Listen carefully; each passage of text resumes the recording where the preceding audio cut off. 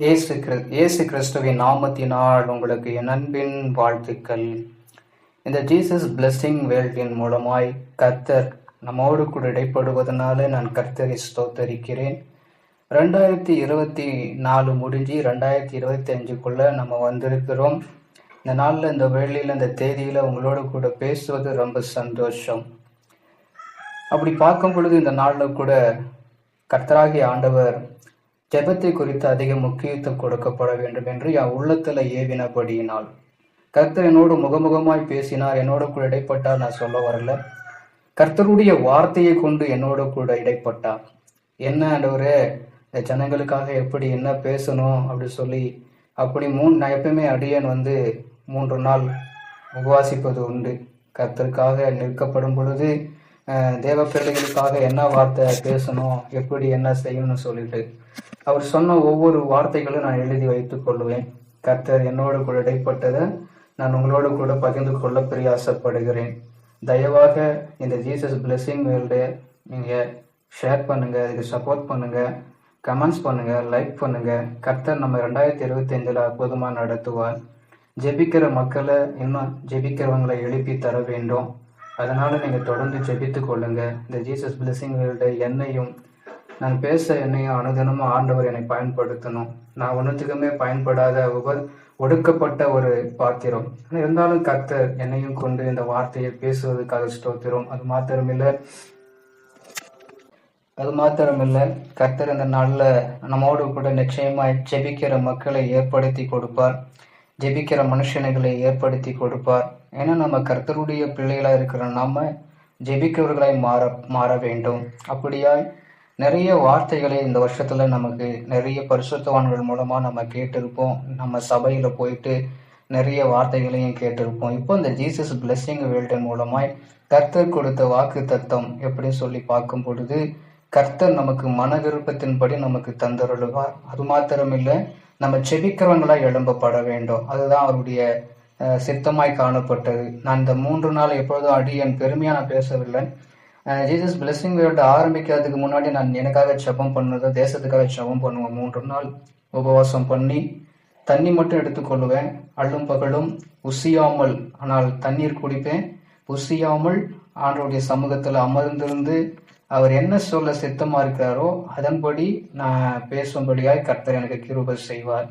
அப்படியா நான் Jesus blessing வேல்டை நான் ஆரம்பிச்ச பிறகு, ஆண்டவரே, இந்த ஜீசஸ் பிளெஸிங் வேல்டு இருக்கிற அன்பு சகோதர சகோதரிகளுக்கு, சப்ஸ்கிரைபர்களுக்கு என்ன ஆண்டவரே சொல்லணும் அப்படின்னு சொல்லி நான் ஜெபம் பண்ணுவது உண்டு. இதனால எனக்கு பெருமையெல்லாம் சொல்ல வரல.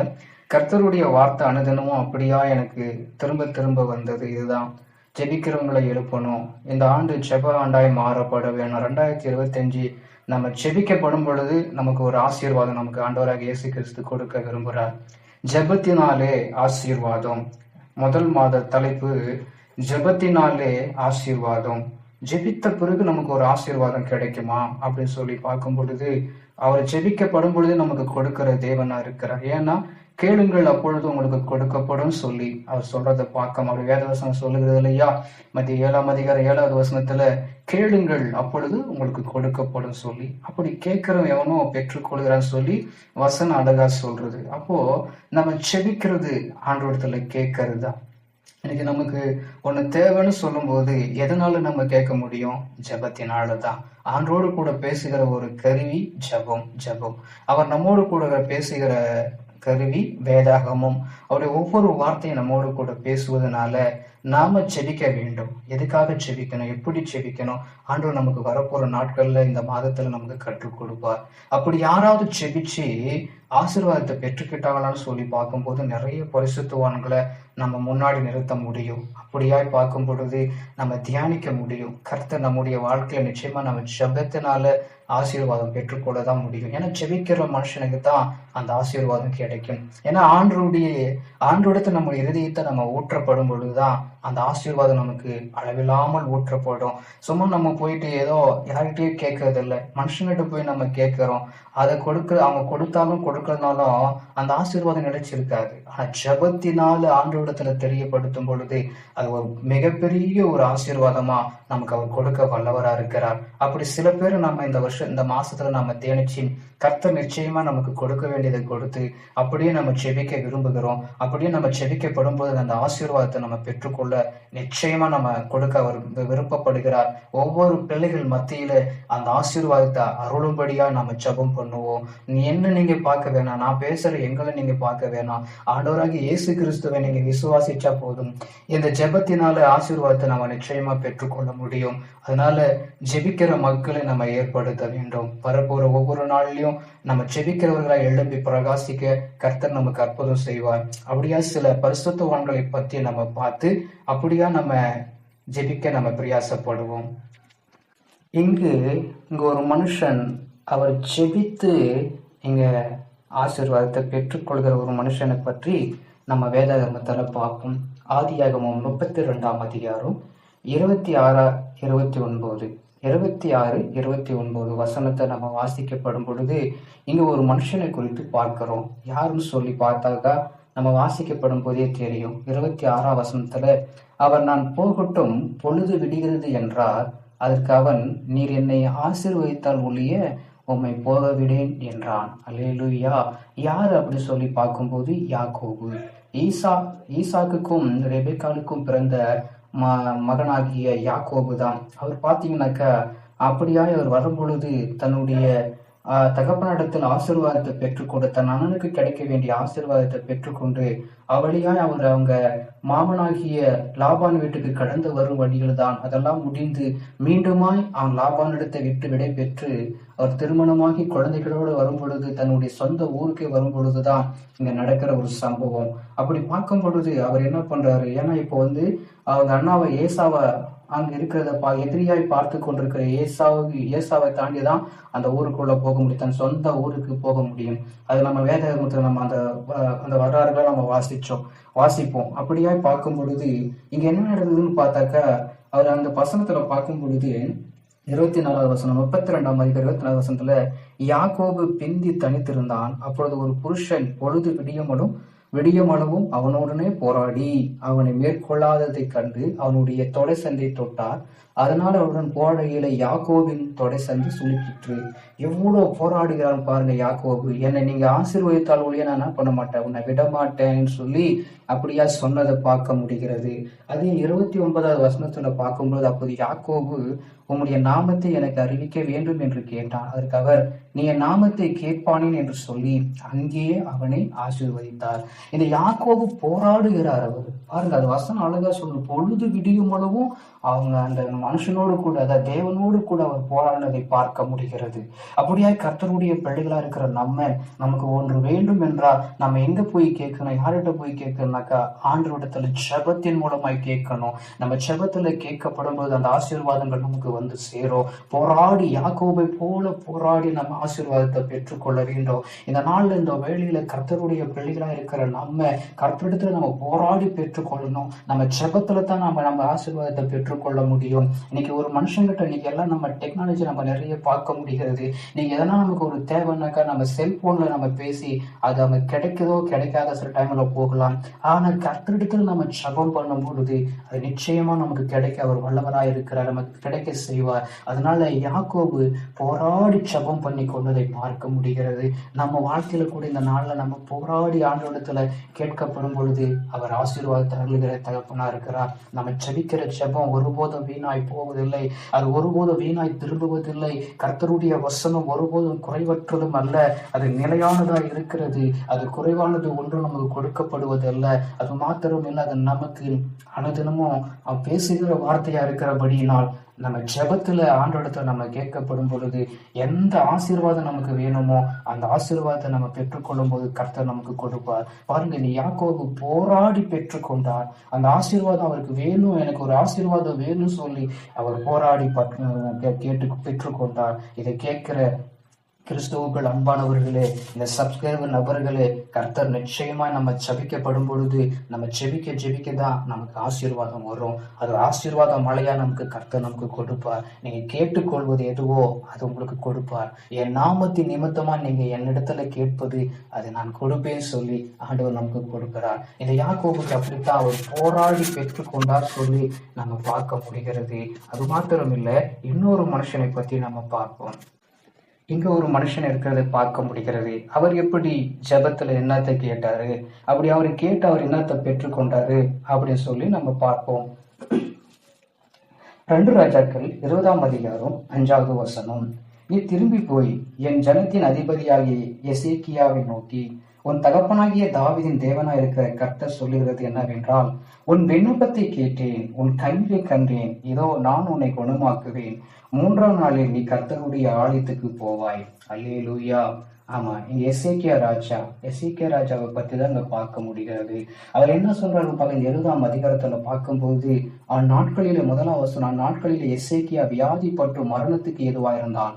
அப்பொழுது ஆமோத்சின் குமாரனாகிய ஏசாயா என்னும் தீர்க்கதரிசி அவனிடத்துல வந்து அவனை நோக்கி, நீர் உமது வீட்டு காரியத்தை ஒழுங்குபடுத்தும், நீ பிழைக்க மாட்டீர், மரித்து போவாய் என்று கர்த்தர் சொல்கிறார் என்றான். அல்லேலூயா. இது எந்த வார்த்தை பாருங்க, எவ்வளவு ஒரு கஷ்டமான ஒரு சூழ்நிலை. அவர் பாருங்க வியாதிப்பட்டிருக்கிறாரு, எசேக்கியா ராஜா வியாதிப்பட்டிருக்கிறாரு. ஏசாயா தீர்க்கதரிசனம் மூலமா கர்த்தருடைய வார்த்தை உண்டாக்கி, நீ போய் இந்த மாதிரி அறிவியன்னு உடனே எப்படி இருக்கும் யோசனை பண்ணு பாருங்க. ஒரு ஏசாயா தீர்க்கதரிசி வராது, ராஜா வீட்டை பார்க்க வராரு, வியாதிப்பட்டிருக்காரு. ஒருவேளை அவர் நினைச்சிருக்கலாம், ஒருவேளை ஒரு பெரிய மனுஷன் வராரு, நமக்கு ஜெபிக்கத்தான் தான் வராரு சொல்லி நினைச்சிருக்கலாம். அது மாத்திரம் இல்ல, ஏதோ ஒரு நல்ல ஒரு வார்த்தையை கொண்டு வருவார் நினைச்சிருக்கலாம். ஆனா ஆண்டோடைய வார்த்தை பாருங்க, சொன்ன உடனே அவர் சொல்றாரு, அவரு உன் வீட்டு என்ன பண்ணுங்க, உன்னையும் நீயும் ஒழுங்குபடுத்திக்கொள், நீ பிழைக்க மாட்ட, மரித்து போய் சொல்லி கர்த்தர் சொல்றாரு. சொன்ன உடனே அவர் என்ன பண்ணி, ஒருவேளை நிஜமா அவர் கேட்டிருக்கலாம். ஏசாயா தீர்க்கதரிசிக்கு என்ன பண்ணி கேட்டிருக்கலாம் அவரு, நீ எனக்காக ஒரு ஜெபம் பண்ணுங்களேன், நீங்க தானே எனக்கு சொன்னீங்க, ஒருவேளை எனக்கு என்ன பண்ணுங்க, ஜெபம் பண்ணி எனக்கு இந்த வியாதியை போகும்படி நீங்க தீர்க்கதரிசியா இருக்கிறீங்க, ஆண்டோடத்துல கேளுங்கன்னு சொல்லி கேட்டிருக்கலாம். ஆனா அப்படி ஏசாயா தீர்க்கதரிசி ஏசாயா கிட்ட கேட்கவே இல்லை. அவர் சொல்லிட்டு போயிட்டாரு. அவர் ஏன் இப்படி ஆச்சரியம் கூட கேட்கல, ஏன் இந்த ஆண்டு இந்த மாதிரி பண்ணாரு சொல்லிவிட எசேக்கியா ராஜா ஒண்ணுமே கேட்கல, சோர்புறமாய் திரும்பினார். அவர் சோர்புறமா அவர் பாருங்க எப்படி இருக்கு. அப்பொழுது எசேக்கியா தன் முகத்தை சோர்புறமாய் திருப்பி கொண்டு கர்த்தரை நோக்கி, 2வது வசனம் சொல்கிறது, 20ஆம் அதிகாரம் 2வது வசனம் சொல்கிறது, 2 ராஜாக்கள்ல அதே 3வது வசனம், கர்த்தாவே, நான் உமக்கு முன்பாக உண்மையும் மன உத்தமாய் நடந்து உமது பார்வைக்கு நலமானது செய்தேன் என்பதை நினைத்தருளும். என் விண்ணப்பம் பண்ணின எசேக்கியா மிகவும் அழுந்தான்னு சொல்லி இங்க பார்க்க முடியாது. கர்த்தாவே, நமக்கு உண்மையும் உத்தமனா இருந்தேனே, வியாதி படுக்க வந்துச்சு, ஏசாயா தீர்க்கதரிசி மூலமா இப்படி உரைச்சிருக்கிறீங்களே, நான் என்ன ஆண்டவரே பண்ணேன் சொல்லி அவன் அழுததை பார்க்க முடிகிறது.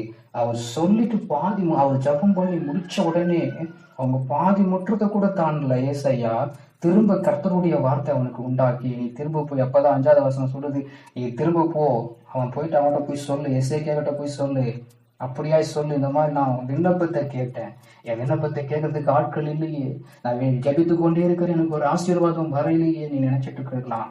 ஆண்டவருடைய கர்த்தருடைய வார்த்தை அவர் நம்மளை கவனித்துக் கொண்டிருக்கிறார். நம்ம செபிக்கிற ஒவ்வொரு ஜெபத்துக்கும் அவர் பதில் கொடுக்கிற தேவனா இருக்கிறார். அது மாத்திரம் இல்லை, நம்ம என்ன வேண்டிக் கொள்கிறோமோ அது அப்படியே அவர் ஆசீர்வதிப்பார். நீங்க என்ன ஆசீர்வாதம் அவருக்கு, அந்த வியாதிலிருந்து மாற்றினார், அது ஒரு ஆசீர்வாதம். அது மாத்திரம் இல்லை, 15 ஆண்டுகளை திரும்ப அவர் என்ன பண்ணாரு, அவர் கொடுத்ததை பார்க்க முடிகிறது. அப்படியாய் கர்த்தருடைய வார்த்தை அவர் சொல்றது பாருங்க, உன் விண்ணப்பத்தை கேட்டேன், உன் கண்ணீரை கண்டேன், இதோ நான் உன்னை குணமாக்குவேன். 15 நாட்களை அவர் நமக்கு திருப்பி கொடுக்கிற தேவனார். பாருங்க 6வது வசனம், உன் நாட்களோடு 15 வருஷங்களை கூட்டுவேன். அல்லேலூயா. இதுதான் நம்முடைய ஆண்டவர், நமக்கு ஆசீர்வாதத்தை கொடுக்கிற ஆண்டவர். இன்னைக்கு மரிக்கிற நிலைமையில் இருக்கிற எத்தனையோ ஜனங்களுக்கு ஆண்டவருடைய வார்த்தை இன்னைக்கு கடந்து கொண்டிருக்கிறது. இது கேட்கிற அன்பானவர்களே, ஆண்டவருடைய வார்த்தை ஒருபோதும் வீணாய் போவதில்லை. ஜெபிக்கிற மனுஷனுக்கு ஒரு ஆசீர்வாதம். அவன் ஏசாயா தீர்க்கதரிசியை பார்க்கவில்லை, எசேக்கியா ராஜா அவரே சுவர்புறமாய் திரும்பினார், கர்த்தரிடத்துல தன்னுடைய உத்தமத்தை வெளிப்படுத்தினார், கர்த்தருடைய நம்ம இருதயத்தை அவர் ஊற்றினார். அதனாலதான் அவருக்கு அந்த ஆசீர்வாதம். இப்ப இருக்கிற அந்த நாட்களோடு 15 வருஷத்தை அவருக்கு கொடுத்ததை பார்க்க முடிகிறது. நான் உன் வியாதியை குணமாக்குவேன், உன் விண்ணப்பத்தை கேட்டேன், உன் கண்ணீரை கண்டேன் சொல்லி. ஒருவேளை நம்ம கண்ணீர் வடித்துக் கொண்டிருக்கலாம், என் வாழ்க்கை இப்படி இருந்து கொண்டிருக்குது, 2024 எப்படியோ இருந்து கொண்டிருக்கலாம். இந்த 2025 கர்த்தர் நமக்கு கொடுத்திருக்கிறார். நம்ம ஜெபத்தை இன்னும் தீவிரப்படுத்தணும். ஜெபிக்கிற மக்கள் எழும்பி அநேகருக்கு நம்ம ஆசீர்வாதமாய் நம்ம கர்த்தர் நமக்கு கொடுக்க விரும்புகிறார். நம்ம கேட்கணும் ஆண்டவரிடத்துல. இந்த 2025 ஆண்டவரே, நான் செபிக்கிற செபத்துக்கு எனக்கு ஒரு ஆசீர்வாதத்தை கொடு ஆண்டவரே. நான் போன வருஷம் நான் செபித்து எனக்கு இன்னும் கிடைக்கல. ஒருவேளை ஏதோ ஒரு பிரச்சனையோடு இருந்து கொண்டிருக்கலாம். இந்த 2025 உங்களுக்கு ஆண்டவருடைய வார்த்தை வருகிறது, ஜெபத்துல ஆசீர்வாதம். நீங்க செபிக்க செபிக்க ஒரு அற்புதம் நடக்க போகிறது. இதை நீங்க கண்ணார நீங்க பார்க்க போறீங்க. ஆண்டவருடைய வார்த்தையை விசுவாசிங்க. அல்லேலூயா. கர்த்தருடைய வார்த்தை ஒருபோதும் வெறுமையாய் போவதில்லை. உங்களை கொண்டு நிச்சயமாய், நம்மளை கொண்டு அநேகருக்கு ஆசீர்வாதத்தை கொடுக்க விரும்புகிறார். அதனால ஜெபத்தை விட்டு விடாதீங்க. ஜெபிக்கிற ஜெபத்தை விட்டு விடாதீர்கள். அநேகருக்கு நீங்க ஆசீர்வாதமா இருக்க போறீங்க. அநேகர் உங்களை கண்டு ஆச்சரியப்பட வைக்க போகிறார். கர்த்தர் இதை உங்களை கொண்டு செய்ய போகிற நாள், இதுதான் உங்களுக்கு செய்ய வேண்டிய நாள். அதனால நீங்க சோர்ந்து போயிட்டு அவ்வளவுதான் நினைத்து கொண்டாதீங்க. இந்த எசேக்கியா ஒருவேளை அவ்வளவுதான் முடிஞ்சு போச்சு, ஏசாயா தீர்க்கதரிசி கர்த்தர் மூலமா உரைக்கப்பட்டது அவ்வளவுதான் அப்படின்னு நினைக்கல. அவர் சுவர்புறமாய் திரும்பினார், ஜெபித்தார், ஆசீர்வாதத்தை பெற்றுக்கொண்டார். நீங்களும் அதே போல நீங்க சுவர்புறமாய் திரும்பி ஆண்டவரிடத்துல உங்களுடைய சமூகத்தை வெளிப்படுத்துங்க. மற்றவர்களுக்கு தெரியப்படுத்தாதீங்க. ஆண்டவரிடத்துல உங்க செபத்தின், உங்களுக்கு ஆசீர்வாதம், என்ன ஆசீர்வாதம் தேவையோ அது ஆண்டவரிடத்துல நீங்க தெரியப்படுத்துங்க. செபத்தின் மூலமாய் கர்த்தர் பெரிய காரியங்களை அவர் செய்ய வல்லவராய் இருக்கிறார். அப்படியாய் கர்த்தர் நிச்சயமாய் நம்மளை கொண்டு ஆசீர்வதிக்கிற கரத்தை கொண்டு அவர் நடத்துகிற தேவனா இருக்கிறார். இந்த வார்த்தையை கேட்டுக்கொண்டிருக்கிற உங்களுக்கு தான் இந்த வார்த்தையை கேட்டுக்கொண்டிருக்கிற ஏதோ ஒரு காரியத்துல நீங்க ஒருவேளை சோர்ந்து போய் கொண்டிருக்கலாம். நீங்க ஜெபத்தை விட்டு இருக்கலாம். இப்பொழுது இன்னும் தொடர்ந்து செபியுங்க. இன்னும் கொஞ்சம் தான் கர்த்தர் இந்த வருஷத்துல நிச்சயமாய் முடிவை கொடுப்பார். நிச்சயம் முடிவு உண்டு. உன் நம்பிக்கை வீண் போகாது. நீங்கள் நம்பிக்கொண்டிருக்கிற நம்பிக்கை யாரு மேல? கர்த்தர் மேல. அதனால சோர்ந்து போகாதீங்க. கர்த்தர் நம்மளை அபரிதமாய் நடத்தி ஆசீர்வதிக்க வல்லவரா இருக்கிறார். இன்னொரு பக்தனை குறித்து நம்ம பார்ப்போம். ஜெபத்துல அவர் பெற்றுக்கொண்ட ஆசீர்வாதத்தை குறித்து நம்ம வேதாகமத்துல வாசிப்போம். கர்த்தர் தாமே நம்மளை இந்த ஜெபத்தை கொண்டு ஆசீர்வதித்துக் கொண்டிருக்கிறார். இந்த வார்த்தையை நீங்கள் விசுவாசிங்கள். கர்த்தர் ஒருபோதுமே நம்மளை கைவிட மாட்டார். அதனால நீங்க சோர்ந்து போயிட்டு மட்டும் இருக்காதீங்க. கர்த்தர் பெரிய காரியங்களை செய்வதை நீங்க பார்ப்பீங்க. இங்க இன்னொரு மனுஷனை பத்தி, மூணாவது இருக்கிற மனுஷனை பத்தி பார்ப்போம். அவர் யார், எப்படியாப்பட்டன்னு சொல்லி 1 நாளாகமம் 4ஆம் அதிகாரம் 10வது வசனம். 1 நாளாகமம் 4ஆம் அதிகாரம் 10வது வசனம். யாபேசு இஸ்ரவேலின் தேவனை நோக்கி, தேவரீ என்னை ஆசீர்வதித்து என் எல்லையை பெரிதாக்கி உமது கரம் என்னோடு இருந்து தீங்கி என்னை துக்கப்படுத்தாதபடிக்கு அதற்கு என்னை விலக்கி காத்தருளும் என்று வேண்டிக் கொண்டான். அவன் வேண்டிக் கொண்டதை தேவன் அருளினார். அல்லேலூயா. ஆமா, யாரை பத்தி பார்க்கிறோம்னா யாபேசு பத்தி பார்க்க போறோம். இந்த யாபேசு எப்படியாப்பட்டவன் சொல்லி இந்த ஒரு 2-3 வசனத்துல மட்டும்தான் சொல்லப்பட்டிருக்கிறது. பாருங்க, அவர் எப்படியாப்பட்டவன்னு 1 நாளாகமும் 4ஆம் அதிகாரம் 9ஆம் வசனத்துல, யாபேசு தன் சகோதரரை பார்க்கிலும் கனம் பெற்றவனா இருந்தான். அவன் தாய், நான் துக்கத்தோடு அவனை பெற்றேன் என்று சொல்லி அவனுக்கு யாபேஸ் என்று பெயரிட்டார். அவங்க தான் துக்கத்தோடு பெற்றதுனால யாபேசுக்கு யாபேசுன்னு பெற்று, ஏன்னா துக்கத்தோடு பெற்றதுனால யாபேசுன்னு பேர் வச்சுட்டாங்க. ஆனா அதனால யாபேசு, அவங்க பாருங்க, அவங்க சகோதரரை பார்க்கலும் கனம் பெற்றவனா இருந்தான். என்ன காரணம்? அதான் 10வது வசனம் அழகா சொல்லுது. அவங்க என்ன பண்ணல, தன் தாய் நம்மள துக்கத்தோடு பெற்றுட்டாங்க, எனக்கு யாபேசுன்னு பேர் வச்சுட்டாங்க சொல்லிட்டு அந்த துக்கத்துல அவங்களும் இல்லை. வேறு ஒண்ணா இருக்கலாம். ஆனா கர்த்தராகிய ஆண்டவர் நமக்கு ஆசீர்வதிக்க அவர் வல்லவரா இருக்கிறார். இன்னைக்கு ஈசாக்குனாக்கா மகிழ்ச்சின்னு இருக்கு. இன்னைக்கு ஈசாக்குன்னு பேர் வச்சவங்களாம் மகிழ்ச்சியோடு இருக்கானா? இல்ல. இன்னைக்கு நிறைய அப்படி ஒவ்வொருத்துக்கும் ஒவ்வொரு பேர் அர்த்தங்கள் இருக்கப்படுகிறது. அப்ப யாபேசு துக்கத்தோடு அவங்க தாய் பெற்றெடுத்தாங்க. ஆனா அவன் துக்க முகத்தோடு காணப்படல யாபேசு. அவர் ஜெபம் பண்றாரு. அவர், தேவரீர் என்னை ஆசீர்வதித்து. முதல்ல பாருங்க, அவர் கேட்கறது என்னை ஆசீர்வதிங்க. அவங்க ஜெபம் பண்றாங்க. அப்படியே கர்த்தர் அவங்களுக்கு வேண்டிக் கொண்ட பிறகு என்ன பண்ணாங்க? கடைசி வசனம் சொல்லுகிறது, அவன் வேண்டிக் கொண்டதை தேவன் அருளினார். அவர் 4 விஷயத்த நம்ம ஜெபம். இன்னைக்கு ஆண்டவரை ஏற்றுக்கொண்ட பிள்ளைகள் நம்ம ஜெபிக்கிறது இல்லை. இன்னைக்கு ஜெபத்துக்கு நேரமே கொடுக்கறது இல்லை. ஏதோ கண்ணை முடித்து அப்படியே 2-3 வசனத்தை வாசிச்சுட்டு அப்படியே ஓட்டமாய் ஓடிக்கொண்டிருக்கிறோம். ஜெபம் கூட சரியா பண்றது இல்லை. ஆனா இது நிச்சயமா நம்மளுடைய வாழ்க்கைக்கு ஒரு நல்ல ஒரு ஜபமா இருக்கும். 4 தான் அவர் ஜபம் பண்றாரு. இந்த ஒரு விஷயம், இந்த 4வது நம்ம என்ன பண்ணலாம், அந்த 4 வார்த்தைகளை சொல்லி செபித்தா விட்டாவது நம்ம போவோமே. பாருங்க, முதல்ல தேவரீர் என்னை ஆசீர்வதித்து, 2வது என் எல்லையை பெரிதாக்கி, 3வது உம்முடைய கரம் என்னோடு இருந்து தீங்கி என்னை துக்கப்படுத்தாத துக்கப்படுத்தாதபடி அதற்கு விலக்கி என்னை காத்தருளும். 4 ஜெப குறிப்பும் திரும்ப சொல்லட்டுமா? தேவரீர் என்னை ஆசீர்வதித்து, 2வது என் எல்லையை பெரிதாக்கி, 3வது உமது கரம் என்னோடு இருந்து, 4வது தீங்கி என்னை துக்கப்படுத்தாதபடிக்கு அதற்கு என்னை விலக்கி காத்தருளும். அல்லேலூயா. 4 வார்த்தை. இந்த வார்த்தையை நம்ம கொண்டு பார்க்கும்போது நிறைய இருக்கும், ஆனா சொல்லி கொண்டு போகலாம். கர்த்தர் நமக்கு கொடுத்த இந்த ஆசீர்வாதம், அதாவது ஜெபிக்கிற ஆசீர்வாதம், எவ்வளோ ஒரு பெரிய ஒரு வார்த்தையா இருக்குதுல்ல. கர்த்தர் அவங்க சொன்ன மாதிரி யாபேஸ் அப்படியே ஆசீர்வதிச்சார். நம்ம அந்த மாதிரி ஜெபிக்கிறோமா?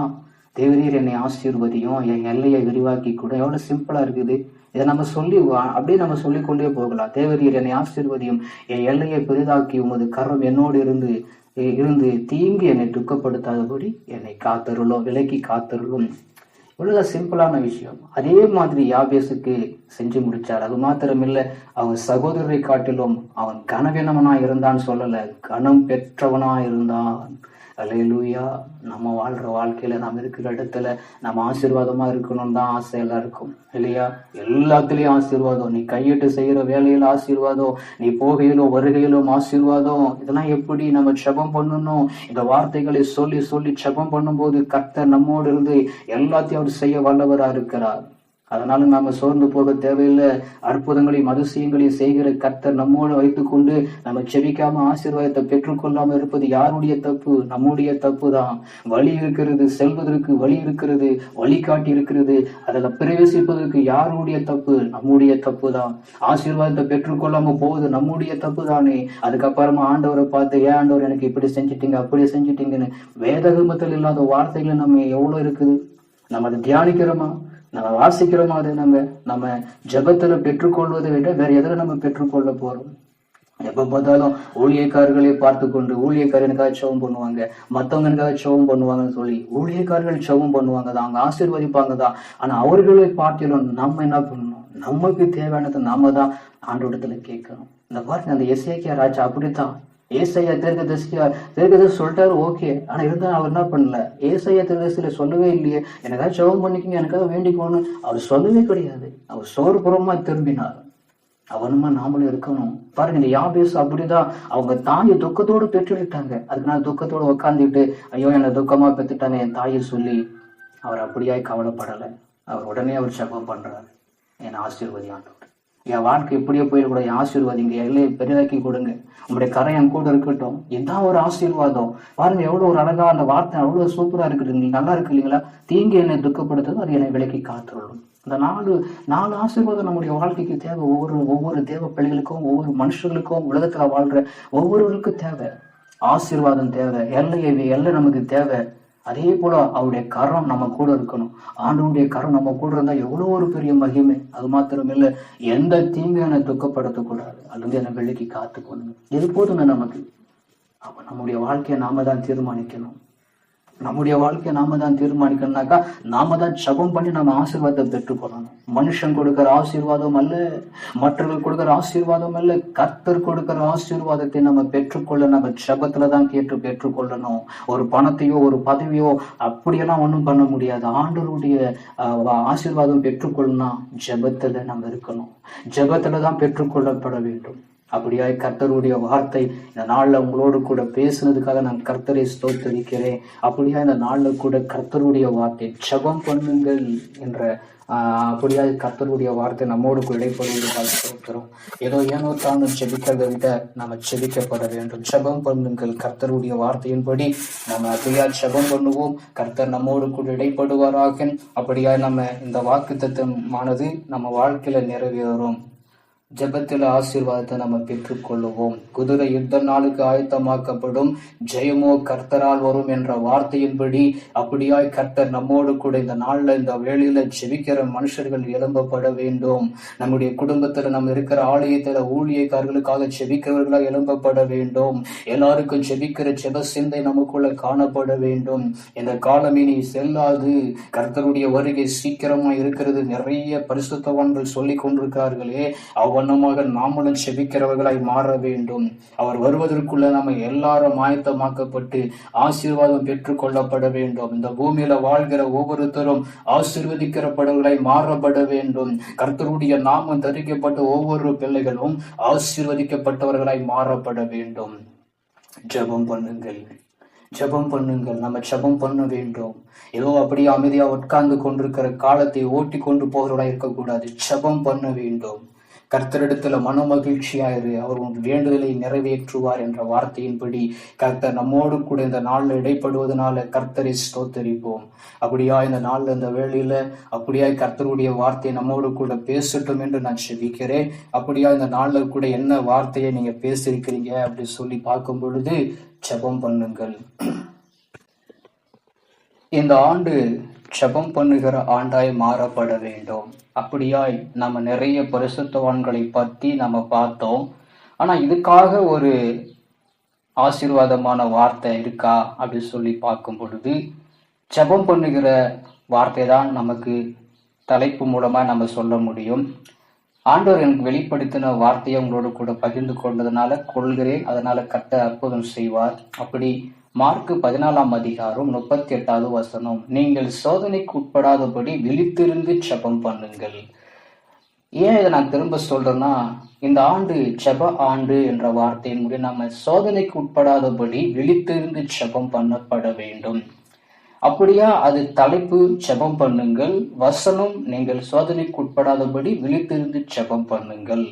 ஆவிய உற்சாகம் உள்ளது, மாமிசமும் பலவீனம் உள்ளது. அப்போ ஆவியை உற்சாகப்படுத்தணும், ஆவியின் ஆசீர்வாதத்தை பெற்றுக்கொள்ளணும்னா நம்ம விழித்திருந்து ஜெபம் பண்ண வேண்டும். சோதனைக்கு உட்படாதபடி விழித்திருந்து ஜெபம் பண்ண வேண்டும். அதனாலதான் ஜெபத்தில் ஆசீர்வாதத்தை பெற்றுக்கொண்டாங்க. பாருங்க, அவங்க தனித்திருந்தார். யாக்கோபு தனித்திருந்தாரு தான். தனித்திருக்கப்படும் போது தான் என்ன பண்ணாரு? ஜெபம் பண்ணி ஆசீர்வாதத்தை பெற்றுக்கொண்டாரு. அதே போல பார்க்கும்போது எசேக்கியா ராஜாவும் தனித்து இருக்கும் போதுதான் அவர் சொல்லி முடிச்சுட்டு போயிட்டாரு. கூட இருந்து ஜெபம் பண்ணல. யாரு? எசேக்கியா.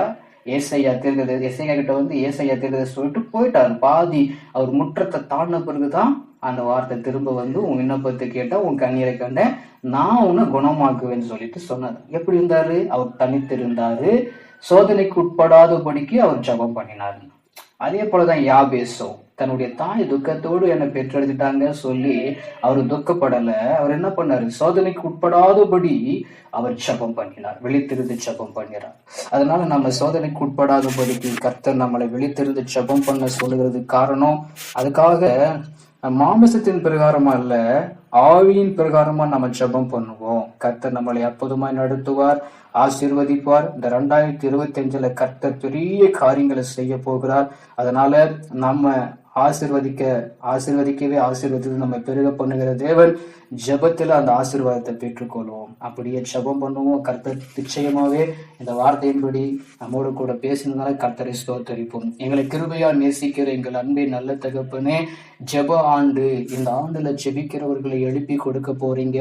இந்த 3 பரிசுத்தவான்களை குறித்து நாங்கள் பேசுவதற்கு கிருபை கொடுத்தீங்க, கேட்கறதுக்கு கிருபை கொடுக்குறீங்க. என் கர்த்தர் பெரிய காரியங்களை வாய்க்க பண்ணி மாற்றத்தை உண்டாக்கி ஆசீர்வதிங்க ஐயா. இந்த ஆண்டவரை எங்களுக்கு ஜெபிக்கிற அந்த கிருபை கொடுங்க. ஜெபத்தில் ஆசீர்வாதம், நாங்கள் ஜெபத்தில் ஆசீர்வாதத்தை பெற்றுக்கொள்ளுவோம். நாங்கள் விசுவாசத்தோடு ஜெபிக்கிறோம் கர்த்தாவே.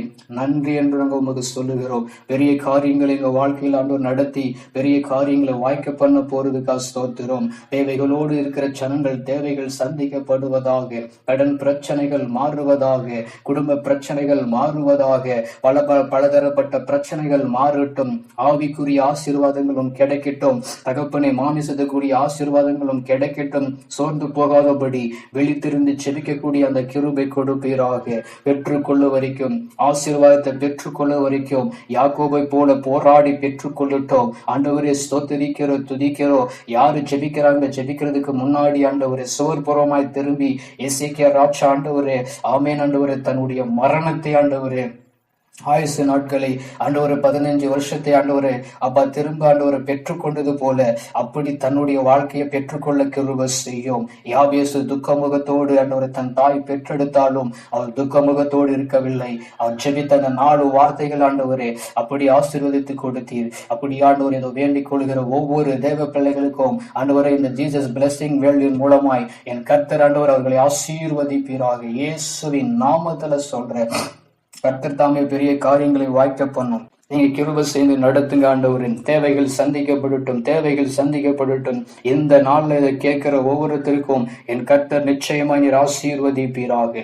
இயேசுவின் நாமத்துல நான் சொல்லி ஜெபிக்கிறேன். மடி வல்லமை உள்ள கரமாண்டவரை நடத்துவதாக. மடி அனுப்பா இந்த கரமாண்டவர் எல்லாரையும் ஆசீர்வதிக்கட்டும் என்று நாங்கள் ஜெபிக்கிறோம். இந்த ஆண்டு ஜெபிக்கிற ஆண்டாய் மாற்ற போறதுக்காக ஸ்தோத்திரம். ஜெயம் கொடுக்கிற ஆண்டாய் மாற்ற போறதுக்காக ஸ்தோத்திரம். அப்படியா கிருபையாய் நடத்தி ஆசீர்வதியும் இயேசுவின் நாமத்தினாலே. ஆமேன், ஆமேன், ஆமேன். கர்த்தர் தாமே நம்முடைய இந்த வாக்குத்தத்த செய்தியை கேட்ட உங்களை நிச்சயமாய் கர்த்தர் ஆசீர்வதிப்பார். கர்த்தர் தாமே பெரிய காரியங்களை வாய்க்க பண்ணுவார். ஜெபத்துல நம்ம ஆசீர்வாதத்தை பெற்றுக்கொள்ளுவோம். நம்ம சோதனைக்கு உட்படாமல் விழித்திருந்து நம்ம ஜெபம் பண்ணுவோம், காத்திருந்து ஜெபம் பண்ணுவோம். கர்த்தர் அந்த ஆசீர்வாதத்தை நமக்கு கொடுக்க அவர் வல்லவரா இருக்கிறார். அதனால் சோர்ந்து போகாமல் நம்ம எழும்பி பிரகாசிக்க பண்ண கிருபை செய்வாராக. தினந்தோறும் இந்த ஜீசஸ் பிளெஸிங் வேர்ல்ட நீங்க கேளுங்க, அநேகருக்கு ஷேர் பண்ணுங்க, கமெண்ட்ஸ் பண்ணுங்க. இன்னும் வரப்போற நாட்கள்ல இன்னும் நிறைய வார்த்தைகள் ஆண்டோடு கூட பகிர்ந்து கொள்ள என்ன நீங்க எனக்காக தொடர்ந்து செபித்துக் கொள்ளுங்க. தயவா கேட்கிறேன், இதை நீங்க அப்படியே விட்டு விடாதீங்க. அநேகருக்கு ஷேர் பண்ணுங்க.